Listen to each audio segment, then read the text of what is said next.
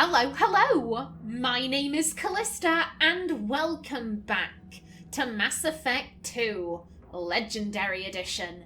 In the last episode, we arrived at the Normandy crash site. Naomi has decided to do this on her own, it seems, and I'm quite happy with that. I'm liking how somber this is. We have our gun out, so I am a little concerned that there may be some fighting here. However, I'm liking the tone of this. I think this is extremely cool. Extremely cool. Now we can see a dog tag right here. Okay, 1 of 20. Okay.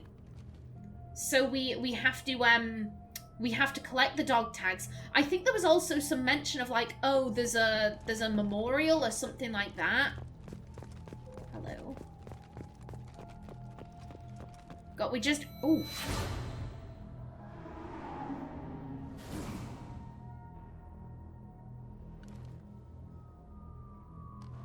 Oh. Oh. Okay, yeah, there is a monument. No, not here. Assuming there are multiple places. I think the monument will probably be the last thing I do. I just sort of want to... I want to explore. I want to see all of the places that we could set up the monument. And, you know, wherever seems best, wherever seems the most appropriate. I don't just want to place it like, oh, here's good enough. This is the first place I've found. I'll put it here. Oh... Oh,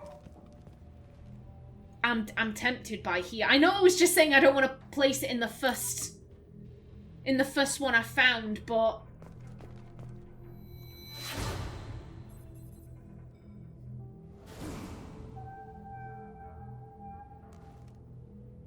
God, when everything was simple, and we could trust our crew members.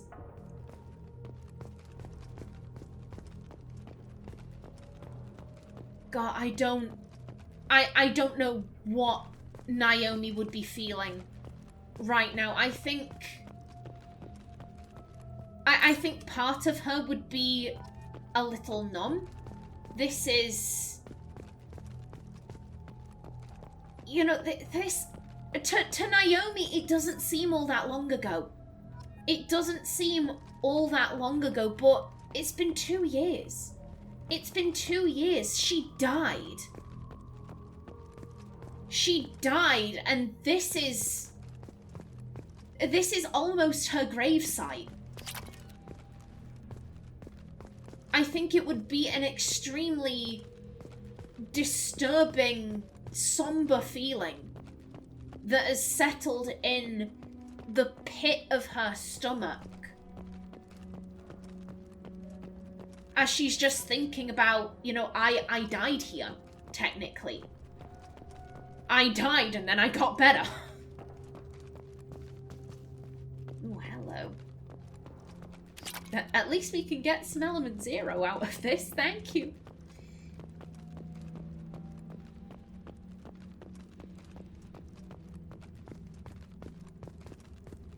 Oh God, just... And here's the thing, it wasn't only Naomi who died. We know that Presley died. There were probably unnamed people. A lot of unnamed people, probably, who died. Okay, so we can also...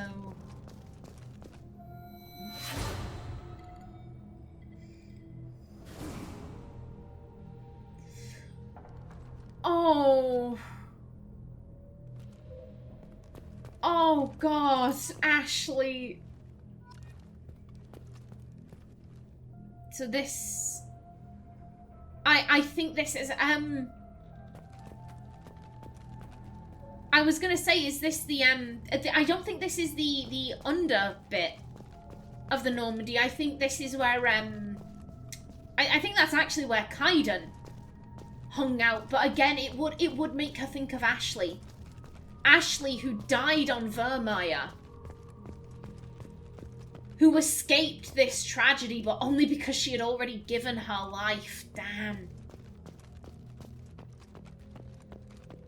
Everything that happened over the course of the first game, all of the people she met, the things she did, the decisions she made, were they right?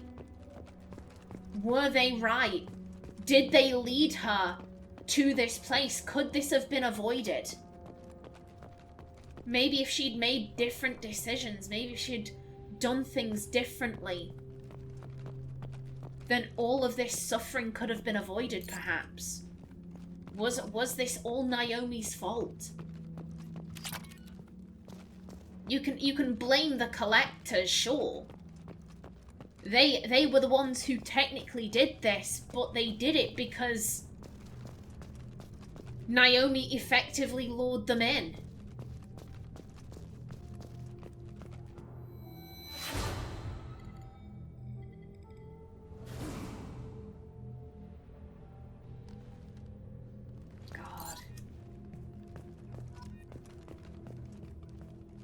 I believe this was, I think this was where Naomi was, at the very beginning of the game when Liara comes rushing around and is like, oh, we've got to go, Joker won't leave. I think that's where Naomi was stood.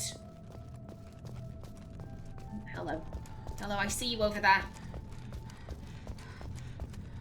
Yeah, you've been left here for too long.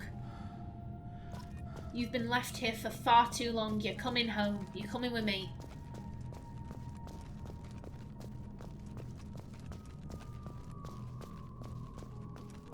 I'm loving the sound design. I'm loving, pardon me. I am absolutely loving the sound design of all of this. It's stunning.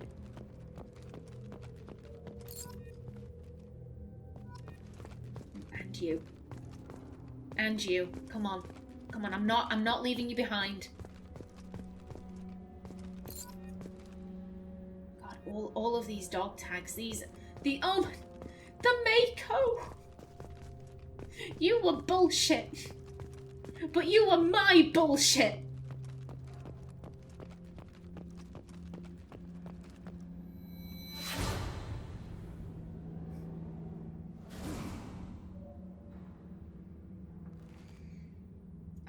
Memories. So we can place the monument at the feet of the Mako, and probably not that one. Probably not that one. Let's be honest. God, but the memories of riding around in that piece of shit and complaining to everyone. You know, someone's like probably Kaiden's maybe getting car sick. You know, from all the bumpiness. Liara's saying, Naomi, when did you get your driver's license? Naomi's like, never. Don't question it. God, everyone's laughing as she's, crashing around into shit and just being a terrible driver. All of those memories, those wonderful, wonderful memories, her memories, but are they? Are they her memories? Who is she? Naomi died. Naomi died, and yes, she is back, but is she the same as she was? Miranda said they were determined to bring her back exactly as she was, but how can you be the same? How can you be the same person after dying?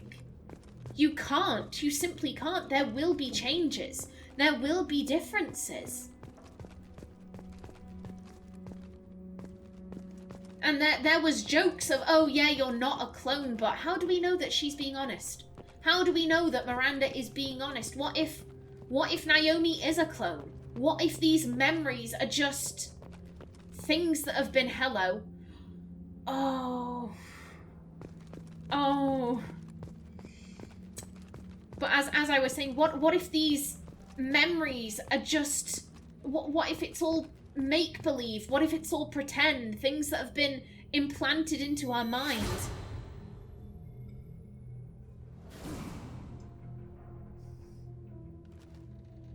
memories that aren't really hers, remembering a place that she actually has never set foot on.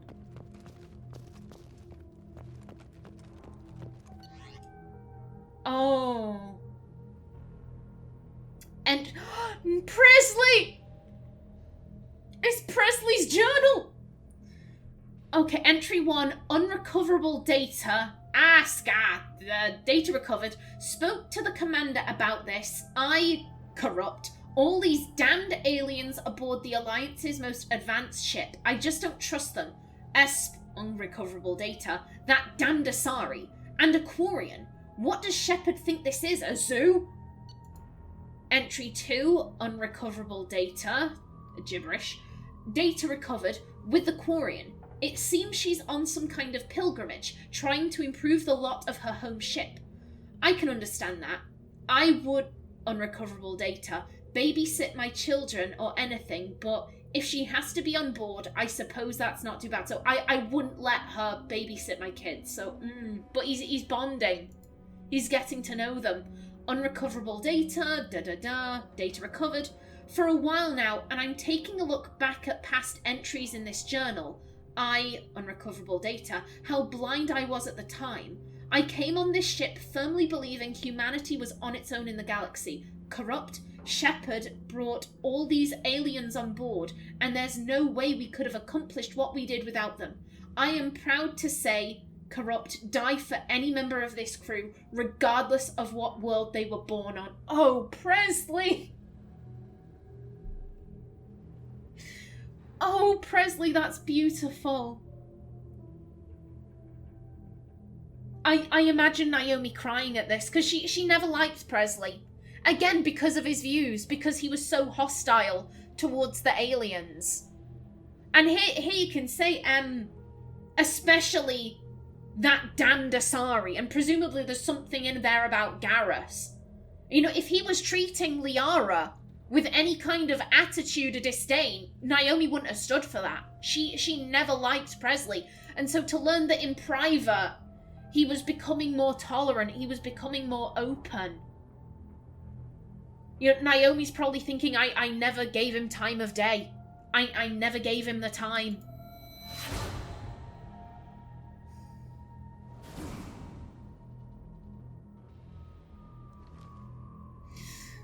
Oh, that would absolutely bring a tear to her eye, 100%.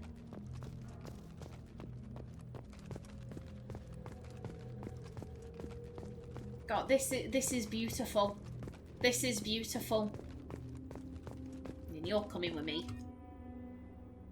Shepard's lost N7 helmet was recovered. Damn. Damn. God, the helmet. I presume that was the helmet that she was wearing when she died. Or then again, if the body was recovered, I presume it was recovered from space. So maybe she couldn't get her actual helmet, or maybe she had a spare. I don't know, but still, that is. God, I can just imagine her holding that, turning it over in her hands again, just thinking, you know, how did it all come to this? How did it all come to this? How have I found myself in this place, in this position, where I'm so unsure of myself? Naomi doesn't know who she is anymore. Naomi doesn't have that certainty of knowing who she is. And I think this would be so therapeutic for her. Just attempting to put a lid on the box, to write an ending page to all of this, to lay down the final chapter and hopefully get some closure.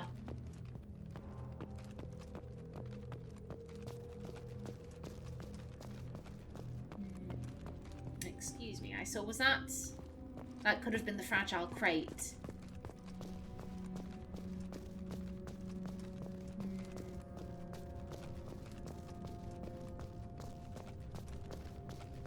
I think I want to... I want to save placing the monument until last. How many... Let me see. We want the journal. Okay, can I see? Recover any sign of the 20 lost crew members, but how many am I at? That's my...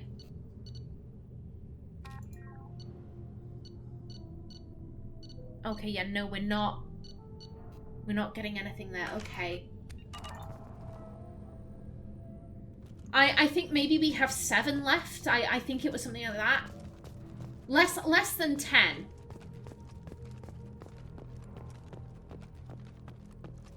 It's just a matter of tracking them down. Hello, hello.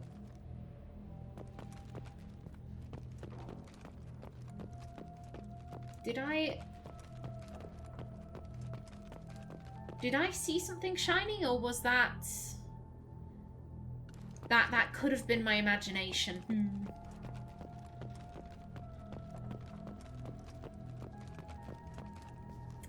We can't get up there.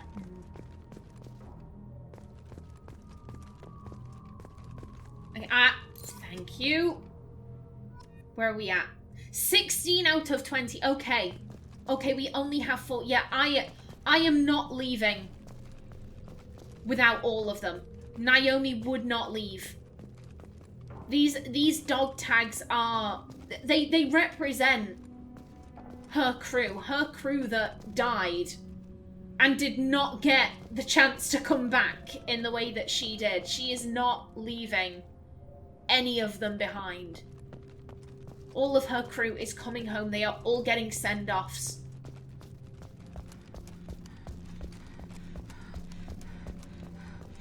Okay, yeah, nothing. I'm just doing a double check. I remember picking one up from around here, but we need to check every little nook, every little cranny.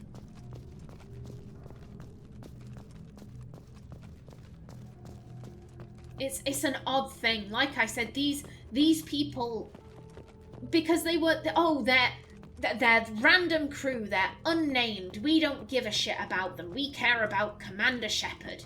We care about her. We care about Naomi. So she's being given this chance. She's being given this chance, and I think that, you know, bearing in mind that some of these people will have had kids. Husbands, wives, parents who love and care about them and miss them. Naomi doesn't really have any of that. Naomi doesn't have any children. She doesn't have a wife. She has Liara, but again, that was just sort of a casual relationship. Naomi doesn't even have parents who would love and miss her. Naomi really doesn't have anything. And yet she was given this opportunity to come back. She was brought back against her will. Yet people with kids, with loving families, they never got that. I think that would create a lot of guilt. A lot of guilt to be given that opportunity when others who were, you know, quite frankly, far more deserving, far more deserving than Naomi, they were left in the dust. Their dog tags left in the snow to rot, to be buried.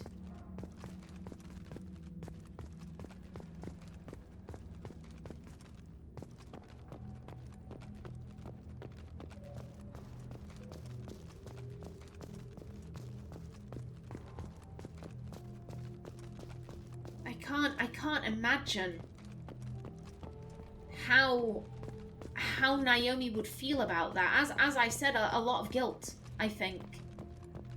A lot of guilt. I don't suppose. Could they be in the crates? Could they be in the fragile crates? You know what? I'm just... draw your gun, if you please. I'm gonna...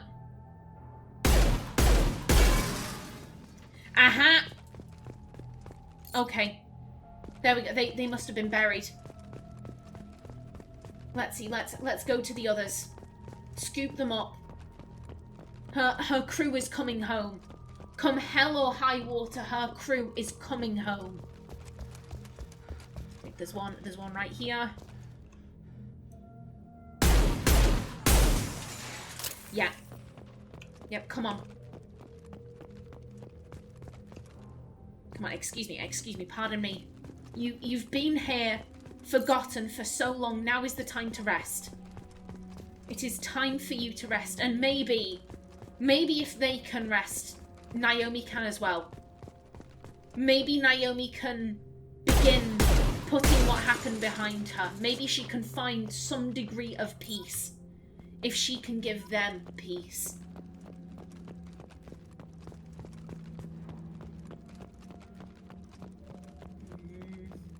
Right there. Right there.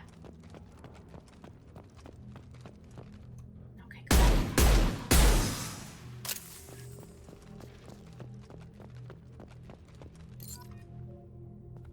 And that 20 out of 20 collected. There we go. There we go. All we have left to do is place the monument. And where do we want to place it?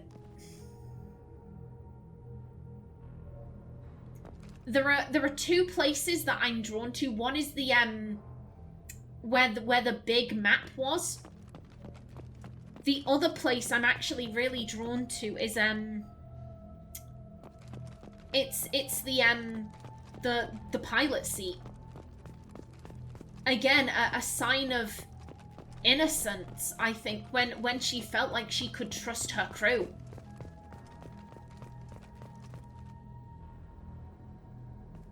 Because she can't, especially not Joker, as she feels for a lot of her crew, because it's clear that a lot of them are there because Cerberus manipulated them. They may not know who exactly Cerberus was. They may never have encountered Cerberus before, but here they come swooping in like avenging angels, promising, oh yeah, don't worry, we're gonna be here for you. We're gonna see you through it, this, that, and t'other. But like with Joker especially, we know that Joker had interactions with Cerberus. This was a time of innocence when she could trust her crew. And she feels like she can't now. I kind of like that. A memorial to innocence, a memorial to trust. Yeah, I like that.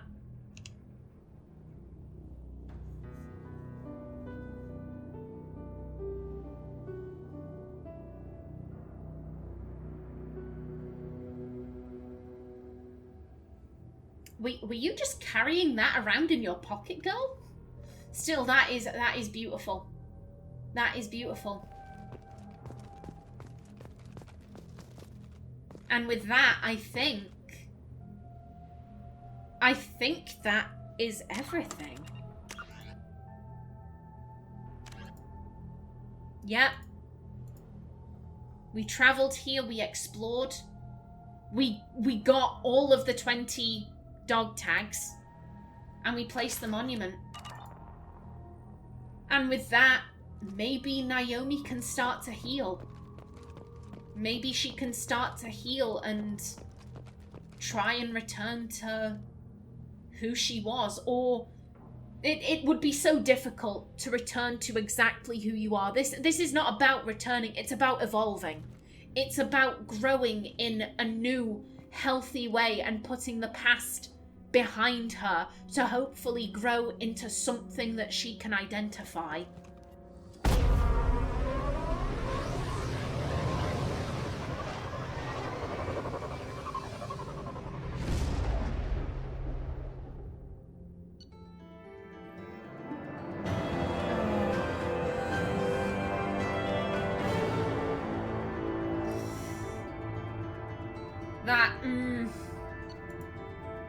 Goodbye. Goodbye, Normandy. Damn.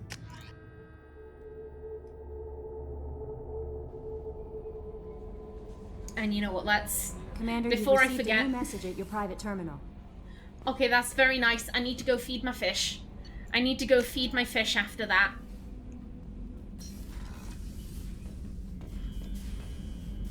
There we go. Oh, look at our aquarium. Look at our aquarium.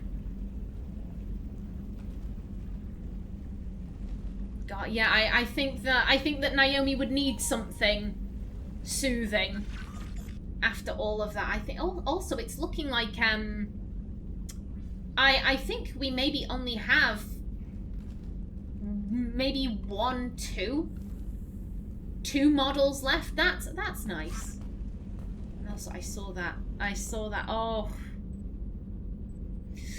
pride of place on our desk. Damn.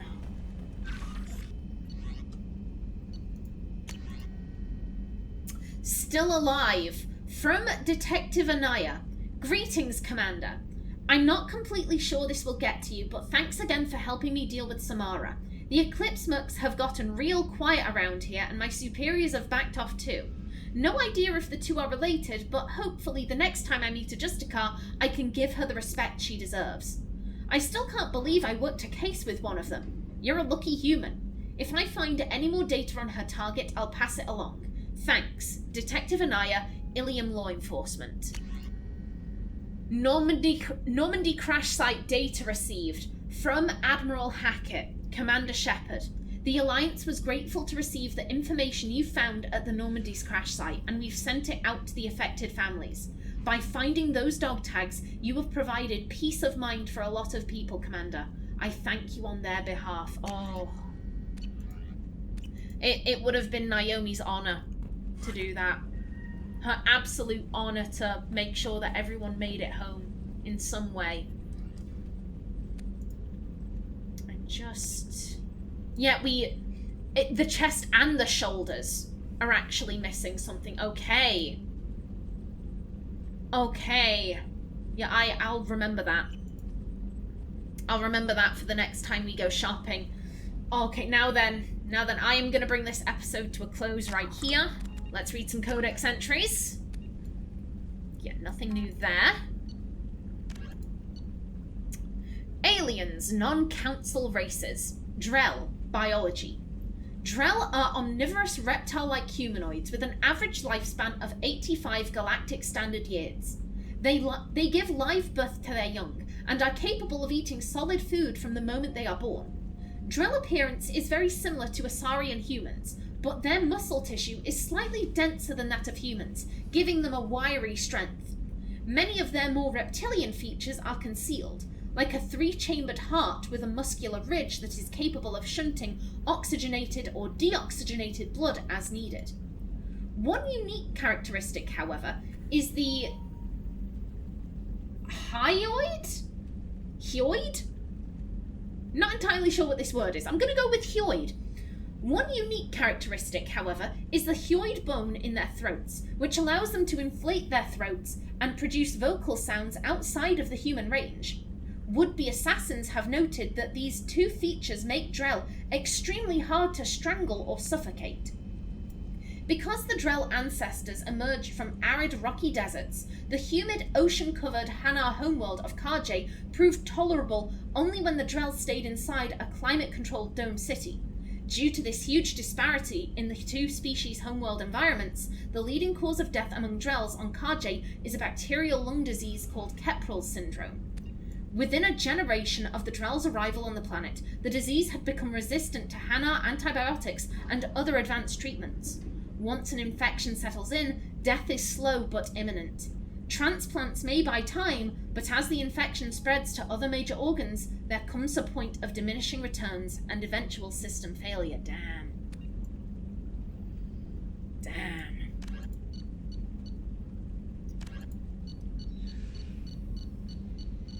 And Treaty of Phyrexian. Due to the destructive potential of dreadnoughts, the Council races agreed at the Phyrexian Naval Conference to fix a ratio of dreadnought construction between themselves. At the top of the pyramid is the peacekeeping Turian fleet. Below the Turians are the other Council races, currently the Asari and Solarians. Council associate races are at the bottom. The Human Systems Alliance is part of this last group. The ratio of Turian to Council to associate dreadnoughts is 5-3-1. For every dreadnought humans are permitted to build, the Asari have 3 and the Turians 5. And lastly... humanity and the Systems Alliance, Earth. The homeworld and capital of humanity is entering a new golden age.